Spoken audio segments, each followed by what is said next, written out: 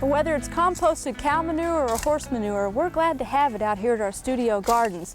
We have some composted cow manure that we're spreading right now on our ground beds where the vegetables normally go, because this soil is still a heavy clay. Even though we've been out in the studio gardens about 8 or 10 years, there's still a heavy clay that needs organic matter added every year. Take a look at this. Even though we add it once or twice a year, we still have to continue adding that. And keep in mind that organic matter does decompose once you put it in the soil. So once you enrich your beds with organic material, you do need to add it once or twice a year to keep it loose and friable and keep that clay able to transport air and water down through the layers. Well, there's another kind of organic material that's available to most anyone who lives in a city, and that's what you find out by your curb this time of year. And to me, this really is a sin in the gardening world to throw away bags of leaves or bags of grass clippings. This is a valuable resource that you can use on your property. And right here we have some oak leaves, and these 2 bags here were solid oak leaves, and that's going to be a good source of composting material or just mulching material around the property. Now, some leaves have to be broken up before you compost them, and I think magnolia leaves have to be the poster child of a leaf that's very hard to decompose. Look at that waxy, shiny layer on there. Even if you chip and shred that, it's going to take it a couple years to break down. And absolutely, you can't just dump those in a compost pile and expect them to break down within 6 months to a year. They have to be shredded first.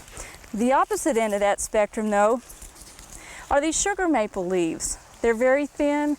You probably don't have to run those through a shredder or even run them through a lawnmower to get those to compost first. And one thing we want to emphasize, if you do want to gather up leaves real quickly, a handy way to do it is to use a lawnmower with a bagger attachment on there.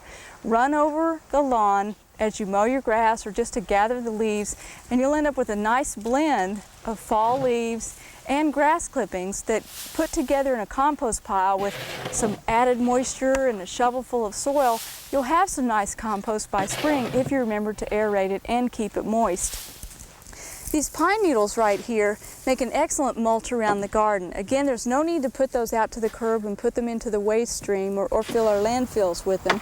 Those stay in place very nicely. They don't blow around. So put those around your shrubs to help hold in moisture through the winter, and they'll do you a lot more good that way than by throwing them away. Well, one other way to get rid of leaves is to do what we call sheet composting. And if you have leaves that you've raked up off your patio that you didn't gather with a lawnmower and they're not chopped up, you might try this method over here. What we're going to do is we've dug a little bit of a trench, and a lot of people do this with their kitchen waste. They'll just dig a little trench in an area of the garden where they're not growing anything right now, and they'll dump the waste in. And right now I'm just dumping in the oak leaves, and then just cover that back over with soil. And all those microorganisms that live in the soil are going to work on that through the summer. You don't necessarily have to rototill them in, although you could do it that way. But you could just, on a small scale, add them to the garden, and they'll start decomposing. You don't have to add added moisture. There'll be plenty there with fall rains. And that's one other way to handle the leaves that you have in the garden. But by all means, keep in mind that all this stuff is a valuable resource for the garden and really doesn't belong in the waste stream.